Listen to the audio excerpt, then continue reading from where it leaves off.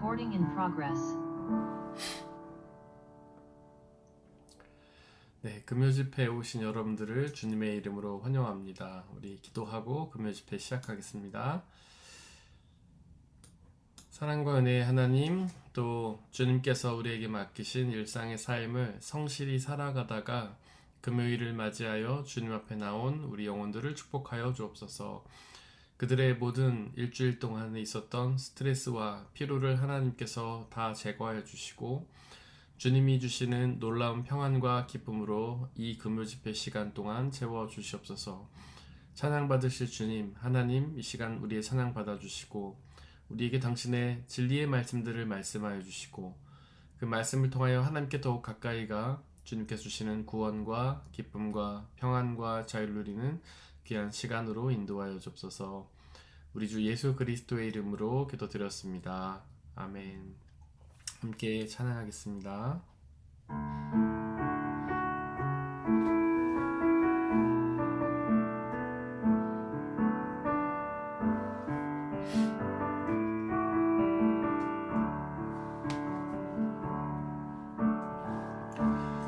은혜 아니면 살아갈 수가 없네.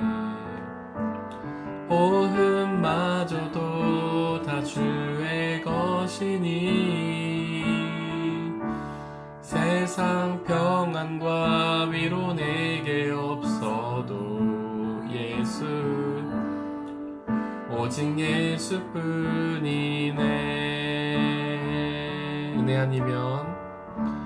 은혜 아니면 살아갈 수가 없네.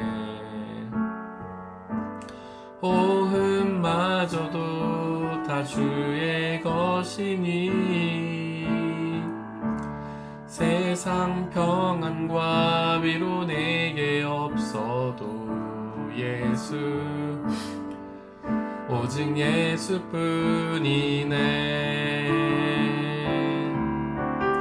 그 신계회 다 볼 수도 없고 작은 건 안에 지쳐도 주께 묶인 나의 모든 삶 버티고 견디게 하시네. 은혜 아니면 살아갈 수가 없네.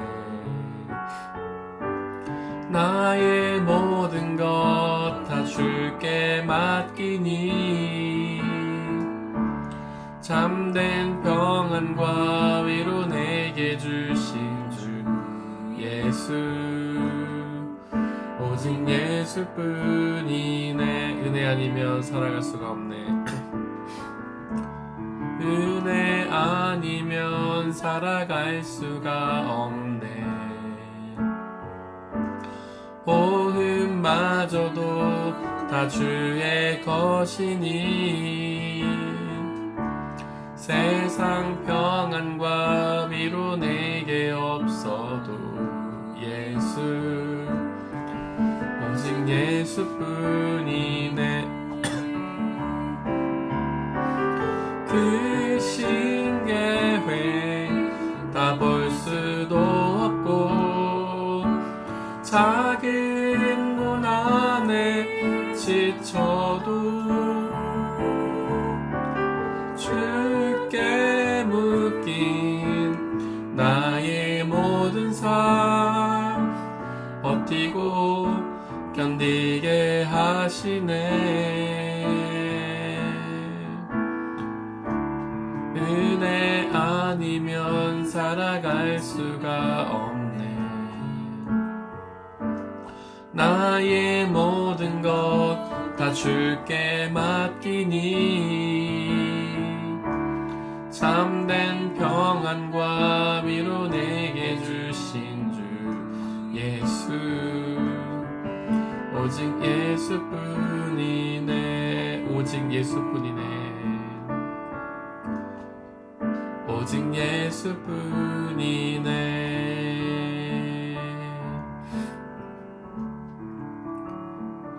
교회의 참된 터는 우리 주 예수라. 찬양하겠습니다.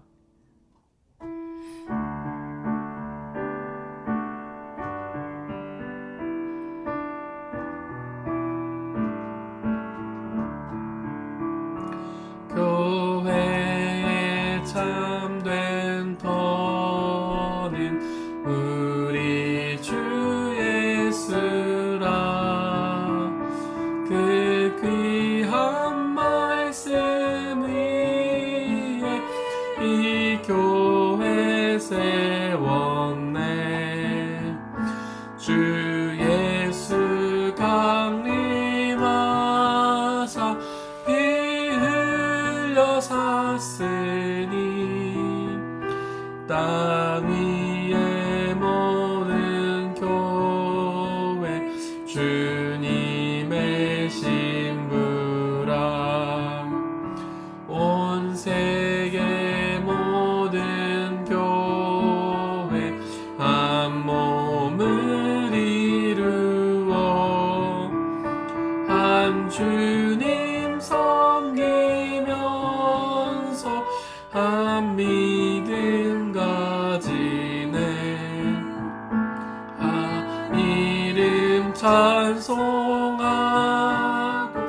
한 성경 읽으며 다 같은 소망 품고 늘 은혜 받도다.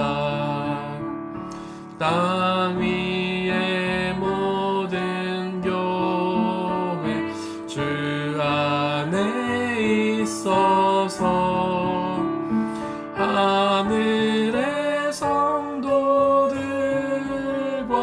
한 몸을 이루네. 오 주여 복을 주사 저 성도들 같이 우리도 주와 함께 늘 살게 하소. 교회의 참된 터는 교회 참된 터는 우리 주 예수라. 그 귀한 말씀 위에 이 교회 세웠네.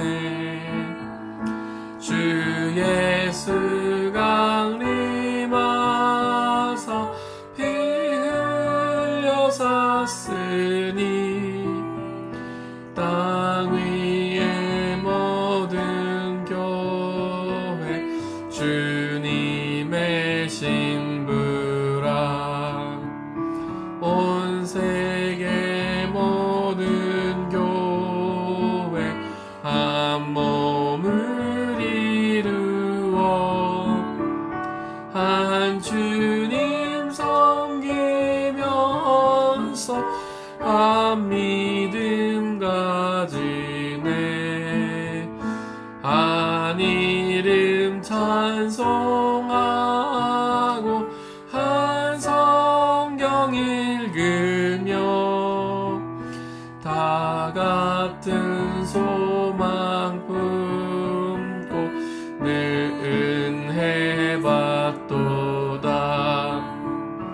땅 위의 모든 교회 주 안에 있어서 하늘의 성도들과 한 몸을 이루네. 오 주여 복을 주사 저 성도들 같이 우리도 주와 함께 늘 살게 하소서.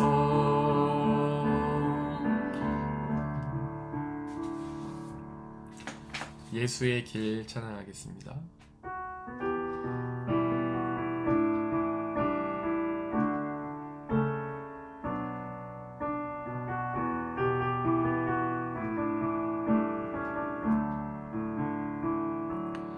안개 속에서 주님을 보내 아무도 없을 것 같던 그곳에서 손 내미셔서 나를 붙드네 길 잃고 쓰러져 가던 그곳에서 주 말씀하시네 내 손 잡으라고 내가 곧 길이요 진리 생명이니 나 그 길을 보내 주 예비하신 곳 다른 길로 돌아서지 않으리 예수의 길 그 좁은 길 나는 건네 주 손잡고 그 무엇도 두렵지 않네 주님 주신 약속 내게 있으니 세상의 길 그 험한 길 승리하네 성령으로 그 무엇도 바라지 않네 저 하늘에 내 소망 있으니 안개 속에서 주님을 보내 아무도 없을 것 같던 그곳에서 손 내미셔서 나를 붙드네 길 잃고 쓰러져 가던 데서 주 말씀하시네 내 손 잡으라고 내가 곧 길이요 진리 생명이니 나 그 길을 보내 주 예비하신 곳 다른 길로 돌아서지 않으리 예수의 길 그 좁은 길 나는 건네 주 손잡고 그 무엇도 두렵지 않네 주님 주신 약속 내게 있으니 세상의 길 그 험한 길 승리하네 성령으로 그 무엇도 바라지 않네 저 하늘에 내 소망 있으니 이 시간 함께 기도하겠습니다. 우리가 오직 예수 그리스도라는 길로 걷게 해달라고 다른 길을 찾지 않고 다른 길로 가지 않고 오직 우리 주 예수 그리스도의 길로 걷게 해달라고 성령 하나님 우리의 앞길을 인도하셔서 예수 그리스도의 길을 찾고 그 길로 걸어가게 해달라고 그리하여 그 예수 그리스도의 길의 끝에 영원한 생명과 하나님 나라에 들어가는 놀라운 역사 있게 해달라고 이 시간 함께 기도하겠습니다. 성령 하나님 이 시간 우리와 함께하여 주옵소서. 우리에게 예수 그리스도의 길을 가르쳐 주시고 예수 그리스도의 길로 인도하시고 예수 그리스도의 길로 걷게 하셔서 그 길을 통해 그 길의 끝에 있는 하나님의 나라와 영원한 생명을 누리는 놀라운 역사 허락하여 주옵소서. 우린 어리석어서 자꾸 다른 길을 찾습니다. 우린 어리석어서 다른 길을 방황하며 헤매입니다. 사탄이 우리를 유혹하며 그 길로 이끌어 갑니다.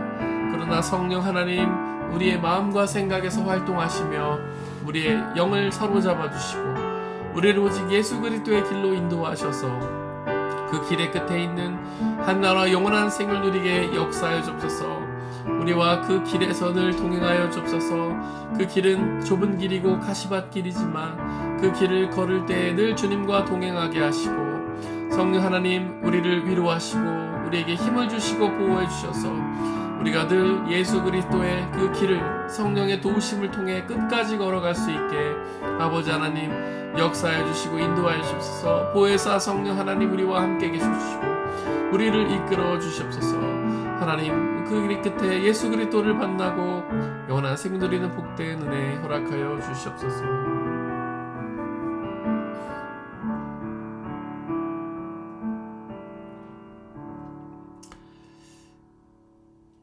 말씀이신 하나님, 이 시간 말씀하여 주옵소서. 말씀으로 역사하시는 당신을 기대합니다. 성령 하나님 우리와 함께 계셔 주시고 그 말씀을 집중하여 듣고 깨닫게 하시며 말씀에 순종하여서 말씀해 주시는 영원한 생명 열매 받아 누리게 인도하여 주옵소서. 우리 주 예수 그리스도의 이름으로 기도드렸습니다. 아멘.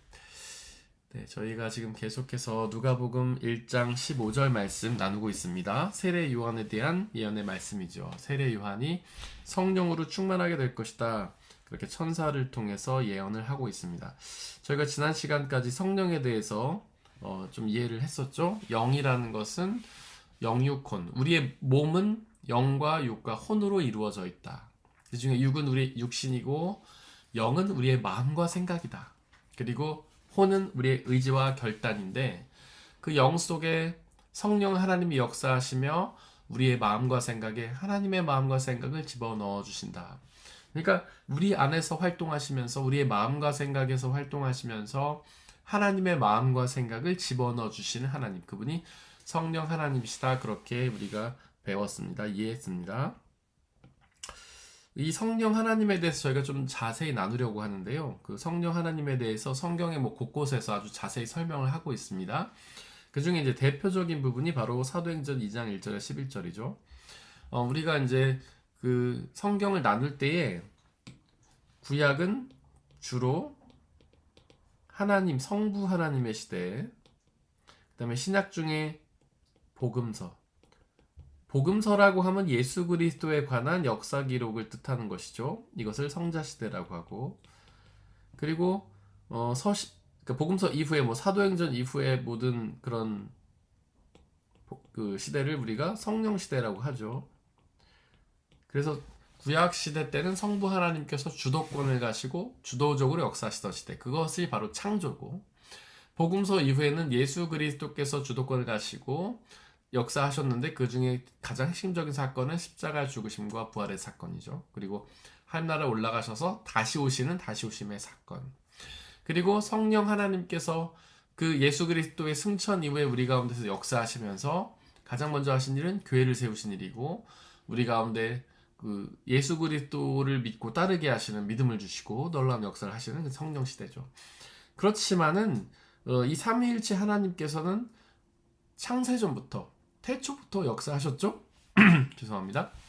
그래서 하나님께서 아담을 창조하실 때도 보면 우리가 우리의 형상대로 사람을 만들자, 스스로를 복수로 칭하십니다. 그 이유는 그 하나님께서 삼위일체 하나님이심을 드러내신 거죠. 하나님께서는 이미 태초 전부터 삼위일체로 존재하셨어요. 그 얘기는 뭐냐면 성령 하나님께서 이미 태초에 활동을 하셨다라는 것이죠. 하나님께서 아담의 코에 생기를 불어넣으셨는데 그 생기로 번역된 히브리어가 이제 루아흐죠.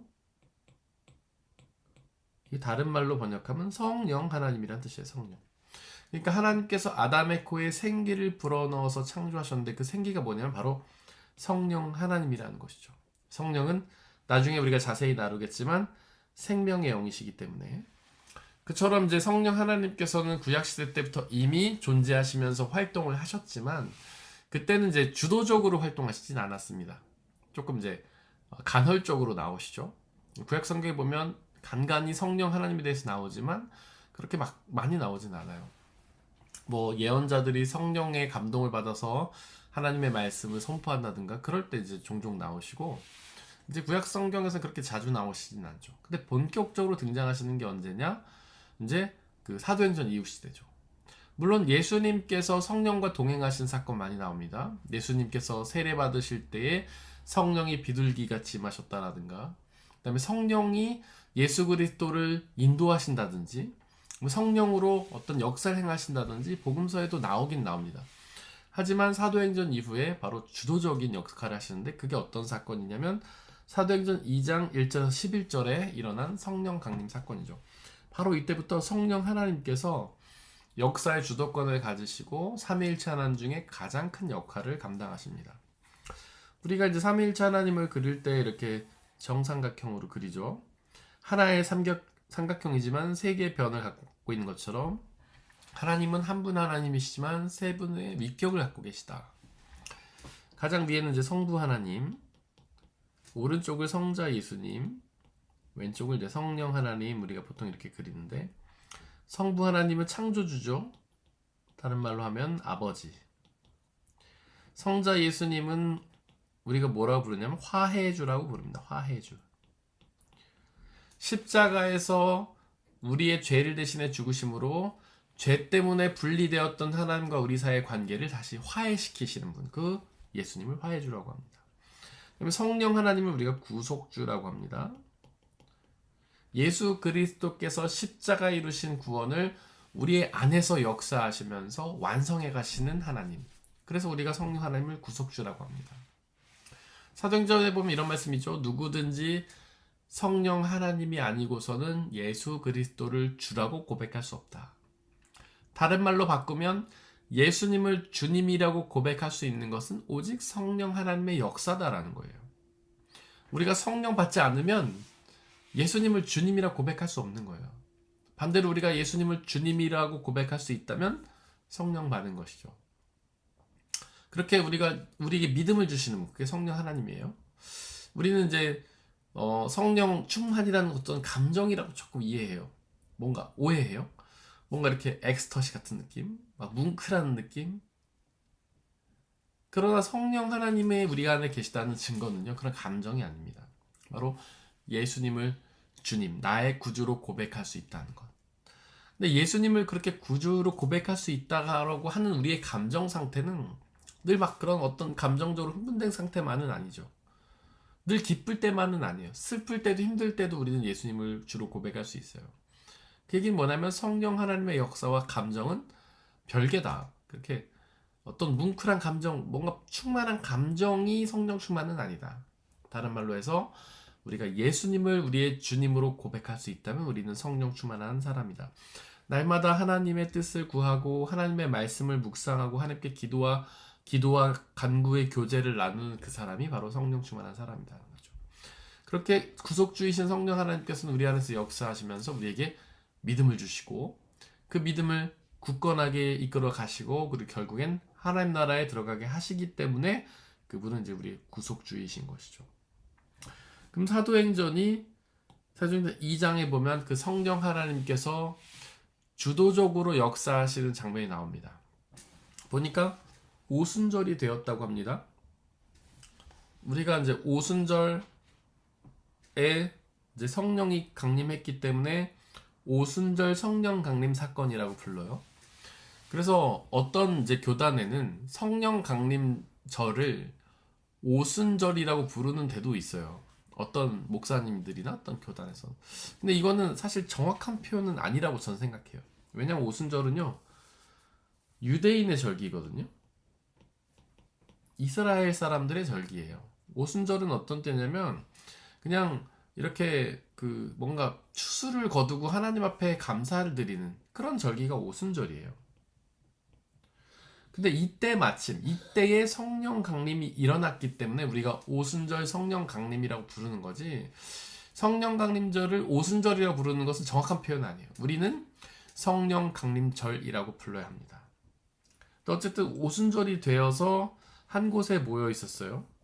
글쎄요, 뭐 오순절에 하나님께서 성령 강림을 일으키신 사건, 그러니까 오순절에 성령이 임재하신 사건이 어떤 하나님의 뜻 가운데 있겠죠. 뭐 우연일 수도 있겠고요. 그런 오순절에 여기서 그들은 제자들입니다. 한 곳에 모여 있었어요. 여기가 어디냐면 마가의 다락방이죠. 왜 이들이 다락방에 있었을까? 다락방은 정상적인 방은 아니죠. 창고 같은 곳 있잖아요. 어떤 보통 이제 주택 같은 데 보면 위층에 다락방이 있죠. 창문도 없고 보통 물건을 보관하는 곳이, 사람이 들어가는 곳은 아니죠.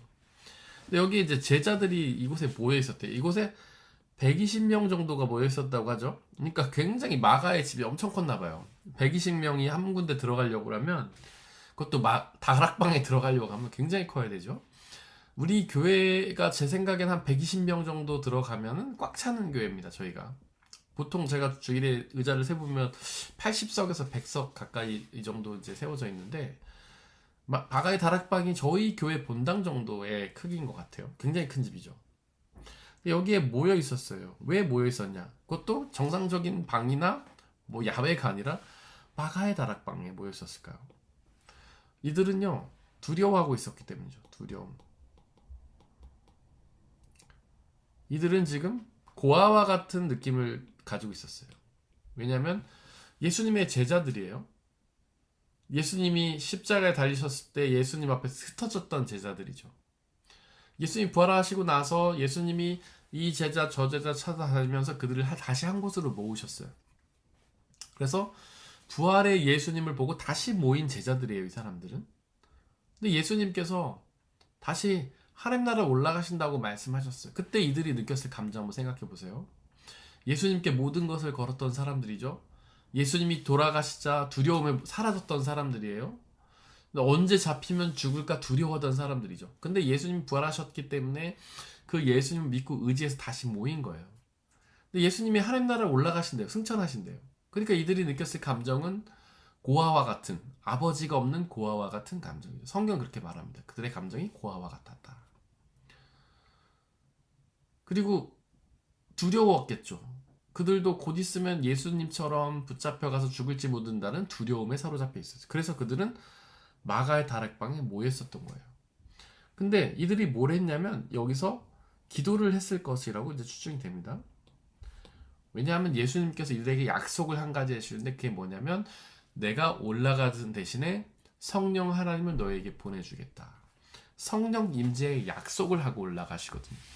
그래서 이들이 마가의 다락방에 모여서 두려운 마음을 가지고 다락방에 숨어 있었지만, 예수님께서 성령을 보내주신다는 약속을 하셨기 때문에 그 약속을 믿고 그 약속의 성취를 위해서 이 다락방에 모여서 기도를 하고 있었습니다.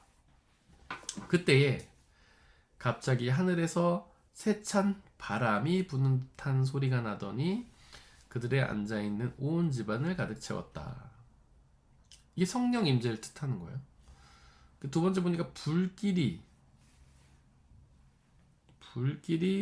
솟아오를 때 혓바닥처럼 갈라지는 것 같은 혀들이 그들에게 나타나더니 그 사람이 내려앉았다. 그들은 모두 성령으로 충만하여서 성령이 시키시는 대로 각각 방언으로 말하기 시작하였다. 이게 성령 임재의 모습을 묘사하고 있는 거예요. 먼저 성령은 바람의 모습으로 그들에게 임하였습니다. 바람. 성경은 비유로 되어 있어요. 우리가 아날로기라고 하죠. 아날로기. 성경의 수많은 언어들이 비유입니다. 왜 비유를 설명하냐면, 하나님의 나라 혹은 하나님에 관한 것들은 우리가 직접 경험할 수 없거든요. 직접 볼 수가 없어요. 직접 볼 수도 없고 우리가 들어본 적도 없는, 우리의 인식의 세계를 넘어서는 초월적인 것들, 그런 것들이기 때문에 인간의 언어로 표현할 수가 없어요. 인간의 언어로는 하나님의 것들을 표현할 수가 없어요. 딱 맞는 대응하는 언어가 없어요. 그래서 성경은 수많은 비유들로 하나님에 대해서 설명하고 있는 것입니다. 그래서 맨 처음에 이제 바람, 잠깐만요. 뭐라고 남기셨나요? 바람의 모습으로 이제 비유를 하는데, 바람이 무엇입니까? 첫 번째로 바람은요, 볼 수 없지만 존재하는 힘이에요. 볼 수 없지만 존재하는 힘. 바람은 볼 수 없지만 존재합니다. 우리가 바람이 부는 걸 눈으로 볼 수는 없잖아요. 대신 뭐 낙엽이 흔들리는 모습이나 이런 걸 통해 간접적으로 볼 수 있죠. 그다음에 바람이 우리 몸에 스치는 것, 우리 얼굴이나 몸에 스치는 것도 우리가 느낄 수가 있죠. 그래서 하나님은 바람과 같은 분이시다. 성령 하나님은 바람과 같은 분이시다. 우리는 그분을 볼 수 없지만 그분을 느낄 수는 있다. 우리가 이제 아까 그 몸에 대해서 이야기할 때 영혼육을 이야기했죠. 영혼육. 영혼육이라는 것은 우리의 몸은 영혼육으로 이루어져 있는데 영혼이라는 것은 육신이 없는 거예요. 육신과 다른 거예요. 그러니까 영은 육신이 없어요. 형체가 없는 것이죠. 마음과 생각은 육신이 없잖아요. 그래서 성령 하나님은 형체가 없어요. 우리가 볼 수가 없어요. 하지만 느낄 수 있다. 우리 가운데 임하시는 그 느낌. 우리가 고백할 때 뭔가 우리와 함께 계시는 느낌. 그런 것을 느낄 수 있는 것이 바람의 특징이죠. 또 바람의 두 번째 특징은 뭐냐면 생명의 능력이에요. 생명. 바람은 생명의 능력입니다. 태초에 하나님이 아담을 창조하시고 그 코에 생기를 불어넣었다. 그게 이제 루아흐라고 말씀드렸죠. 그 루아흐라는 단어의 뜻에는 생기란 뜻도 있지만 성령이라는 뜻도 있다고 말씀드렸죠. 그 루아흐라는 단어는 또 다른 뜻이 있는데 그것이 바로 바람이에요. 그리고 호흡. 그러니까 태초에 하나님이 아담의 코에 불어넣으신 것은 성령이기도 하지만 바람이에요. 호흡이에요. 그때 하나님께서 우리의 코에 호흡을 불어넣으시고 나서 우리는 호흡을 하는 사람이 되었습니다. 그때부터 바람을 들이쉬고 내쉬면서 우리의 호흡을 이어가게 되었습니다. 그래서 바람은 생명의 능력이다. 우리가 호흡을 멈추면 어떻게 됩니까? 살 수가 없죠. 사람이 음식을 먹지 않으면 뭐 한 2주 산다고 하죠. 물을 마시지 않으면 한 40일 정도까지는 살 수 있다고 하죠. 근데 호흡을 멈추면요 10분도 못 살아요. 한 뭐 8분인가 지나면 뇌사가 온다고 하죠. 그러니까 호흡이 그만큼 중요한 거예요. 우리가 성령의 호흡을 하지 않으면, 성령으로 가득하지 않으면 우리는 영원한 생명을 받아 누릴 수가 없게 되죠. 그래서 성령은, 바람으로서의 성령은 생명의 능력이다라는 겁니다. 또한 바람은 어떤 역할을 하냐면 바람이 세게 불면 물건을 움직이죠. 허리케인이 강하게 분다고 생각해 보세요. 그러면 그 허리케인이 모든 것을 날려버립니다. 무겁다고 생각하는 집도 날리고 차도 날리고 동물도 날리고 나무도 날리고 나무도 뭐 뿌리 뽑아갖고 날려버리고 다 날려버려요. 그처럼 성령의 바람이 우리에게 강하게 불면 우리를 이끌어가요. 우리를 움직여요. 어디로? 하나님의 곁으로, 하나님 나라로 우리를 이끌어가는 것입니다. 그래서 성령으로 충만하다는 것은 술 취함의 비교가 되죠. 술 취한 사람은 술의 지배를 받게 되지만 성령으로 충만한 사람은 성령의 지배를 받게 된다. 나의 삶을 내 맘대로 사는 것이 아니라 성령의 이끌림 바대로 살아가게 되는 거죠. 마치 강하게 바람이 불면 우리가 가고자 하는 방향이 있지만 그대로 가지 못하고 바람의 방향에 따라 이끌려 가듯이 성령의 바람으로 우리가 가득 차게 되면 성령 하나님께서 우리를 이끌어 가시는 거예요. 하나님의 곁으로 이끌어 가는 것이죠. 나의 자아는 우리를 죄로 이끌어 가죠. 우상숭배로 이끌어 가죠. 교만으로 이끌어 가죠. 욕심으로 이끌어 가죠. 하나님을 부정하는 불신앙으로 이끌어 가죠. 그러나 성령의 바람이 우리를 충만히 감싸면, 우리를 가득 불어주시면 우리는 자아가 아닌 하나님에게로, 우상숭배가 아닌 하나님에게로, 욕망이나 욕심이 아닌 하나님에게로 우리를 이끌어 가게 되는 것이. 그래서 성령의 역할이 굉장히 중요한 겁니다.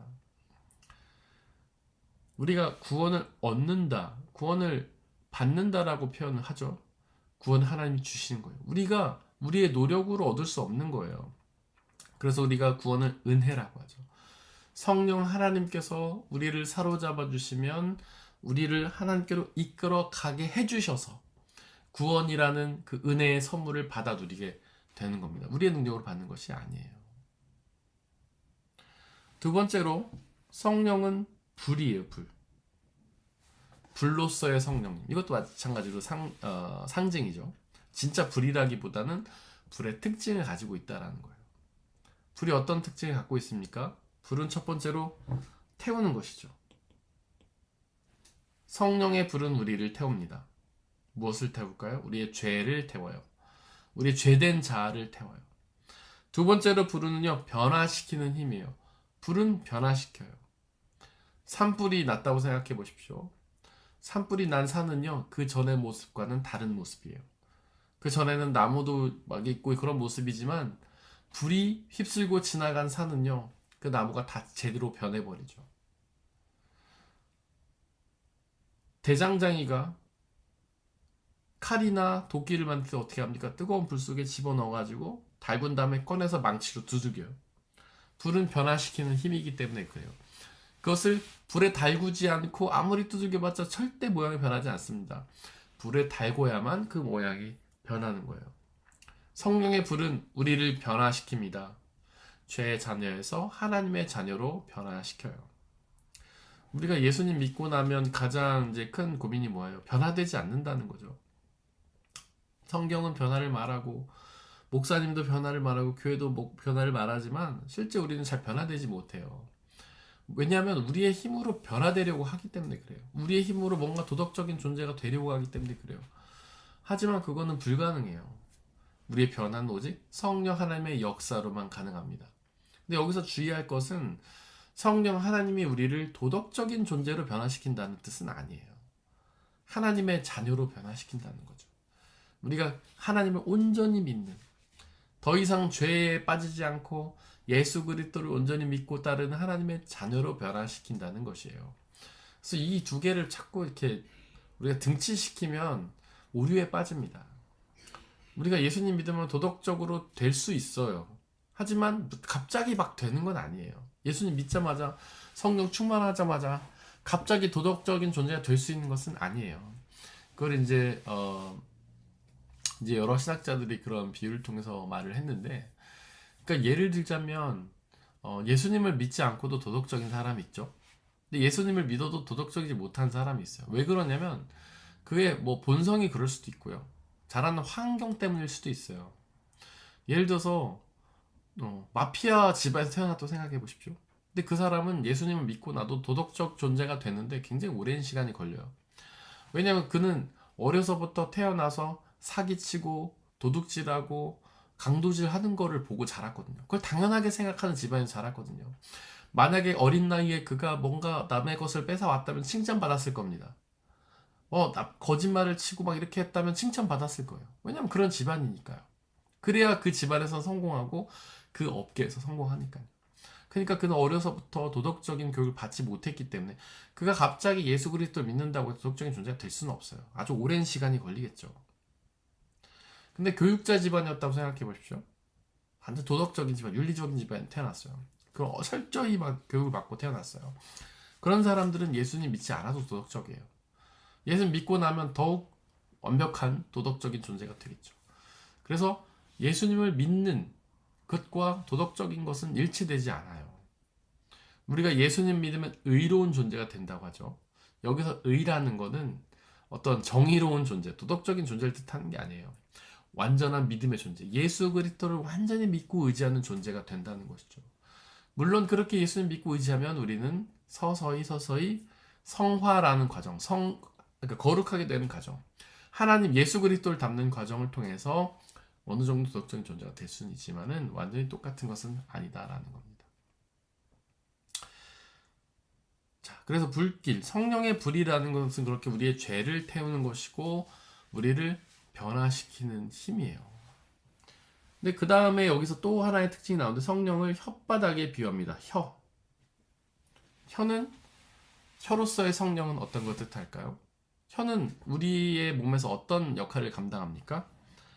말하는 기관이잖아요. 말. 성령을 받으면 우리는 말하게 됩니다. 제가 전에도 말씀드린 적이 있는데 그 칼 바르트라는 신학자가 있죠. 믿음이 세 가지 원칙을 말했어요. 첫 번째는 하나님을 인정하는 것이 믿음이고, 두 번째로는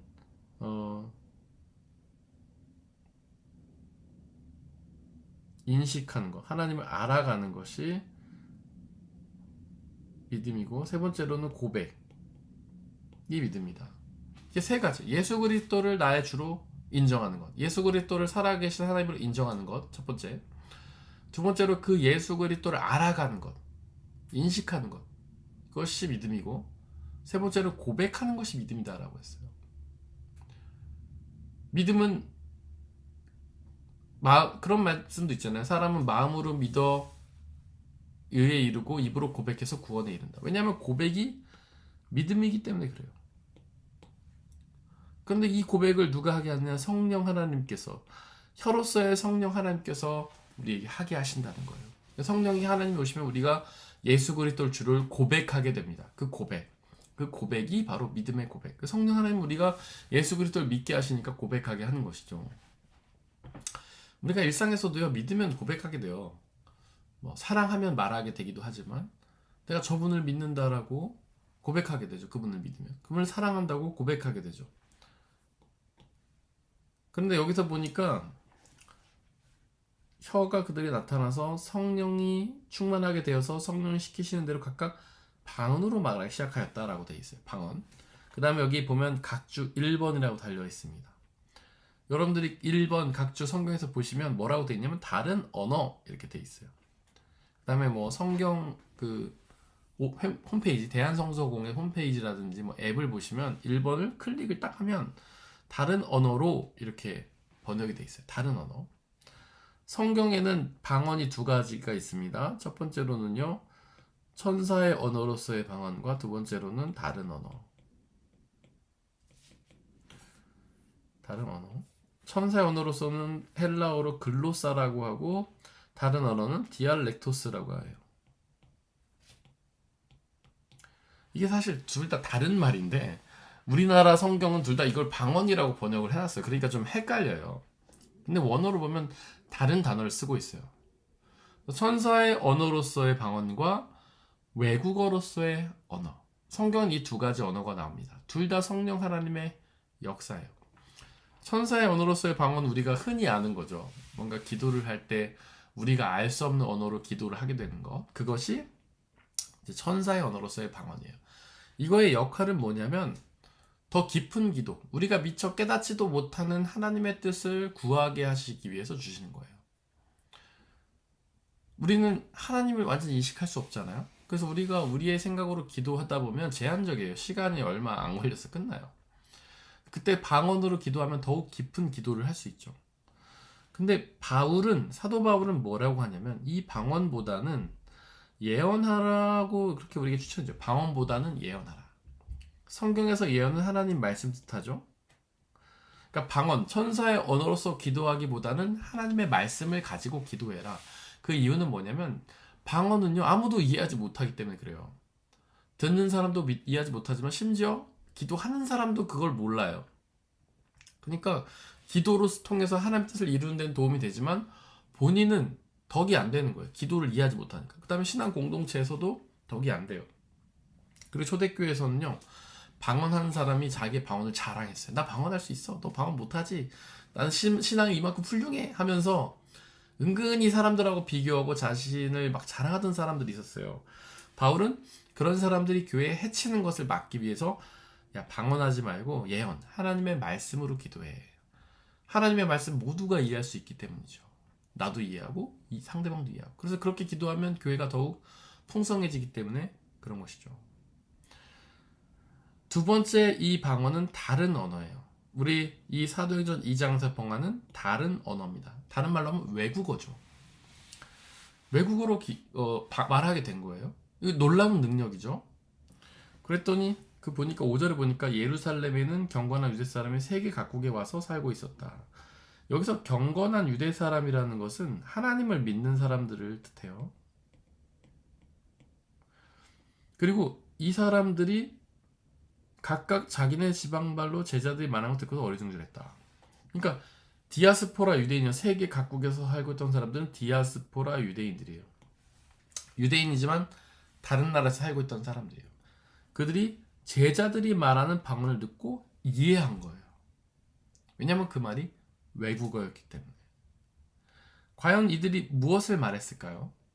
성령 하나님께서, 혀로서의 성령 하나님께서 그들에게 말하게 하시는 뭘 말하게 했을까요? 당연히 복음이죠. 예수 그리스도에 관한 진리를 말하게 한 것이죠. 전도하게 한 거예요. 그래서 성령으로 충만한 받는 사람들은 복음을 말하게 되어 있다. 우리 중에 그렇게 고민하는 신앙인들이 있죠. 전도하고 싶은데 잘 안 돼요. 용기가 안 나요. 그때 우리는 무엇이 필요하냐? 바로 혀로서의 성령 하나님의 충만함이 필요하다. 그 성령으로 충만하면 우리는 그 성령의 은혜를 통해서 복음을 전할 수 있다는 겁니다. 아까 서민경 집사님이 뭔가 글을 남기신 것 같은데 지금 제가 볼 수가 없네요. 확인이 안 되네요. 네, 혹시 뭐 질문이셨으면 제가 나중에 답변을 드리도록 하겠습니다. 우리 함께 찬양하고 기도하겠습니다.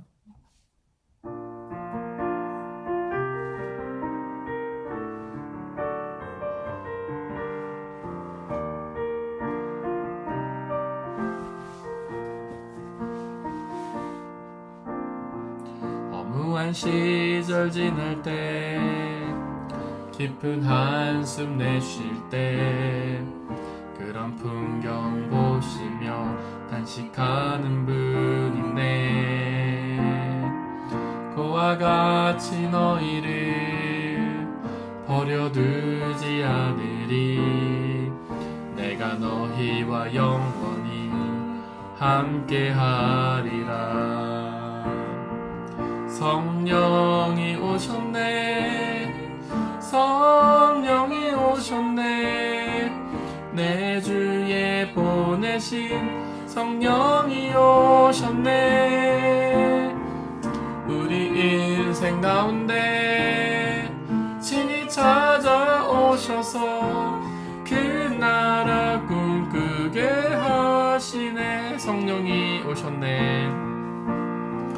성령이 오셨네. 성령이 오셨네. 내 주에 보내신 성령이 오셨네.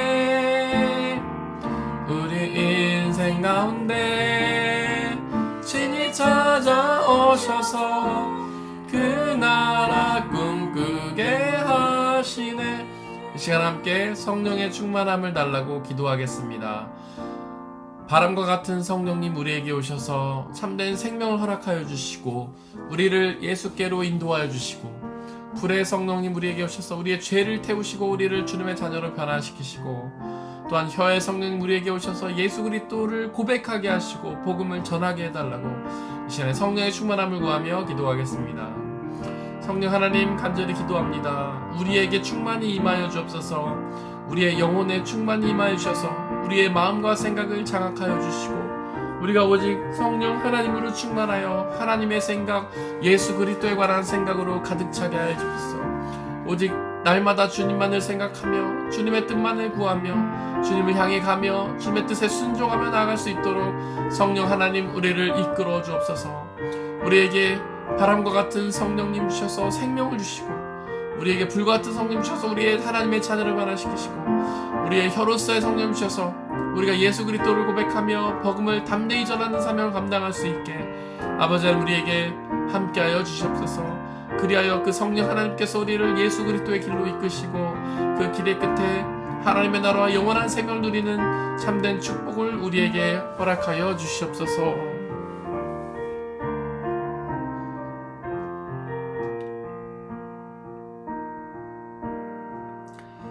성령 하나님 간절히 기도하오니 우리에게 충만히 임하여 주옵소서.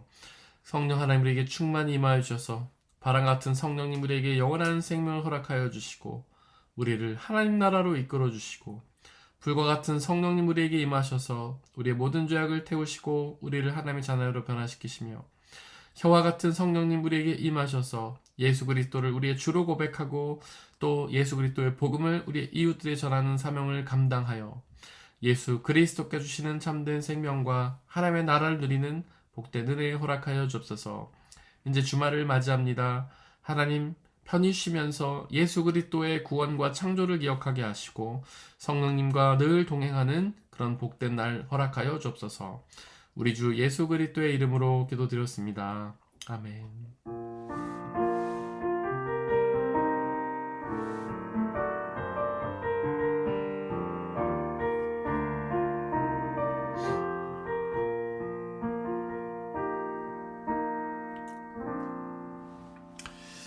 네, 지금 아이패드를 보니까 우리 서민경 집사님이 하신 질문이 이제 나오네요. 아까 제가 컴퓨터를 보니까 안 나왔는데 아이패드에 나왔는데 서민경 집사님 질문이 이랬습니다. 제자들은 예수님이 말씀하신 성령이 무엇인지 이해하고 기대했을까요? 아니면 잘 모르지만 막연히 기대하며 기도했을까요? 뭐 제가 그들의 그 심정을 다 이해할 수는 없는데 아마 일부는 성령에 대해서 어느 정도 이해하고 기대했겠고 아마 일부는 막연히 기대했을 겁니다. 근데 대부분은 이해하지 못했을 확률이 높습니다. 제 생각에는. 왜냐면 성령 하나님에 대해서 이해하기 위해서는 성령 하나님의 도우심이 필요하기 때문에 성령 하나님의 역사가 없이는 그들이 성령을 이해할 수 없었을 것이라고 추측이 가능하기 때문에 그래요. 아마 예수님께서 내가 올라가는 대신 성령님을 보내줄 테니까 너희를 지켜 보호해 주실 것이다, 뭐 도와주실 것이다, 보혜사일 거다, 뭐 이 정도의 말씀만 가지고 기대하지 않았을까? 추측이 가능합니다. 근데 뭐 성경에 정확한 자료가 나와 있지는 않기 때문에 그 이상 제가 알기는 어려울 것 같습니다. 네, 질문 감사드리고요. 여러분들 또 좋은 밤 되시기를 바랍니다. 여기서 마치겠습니다.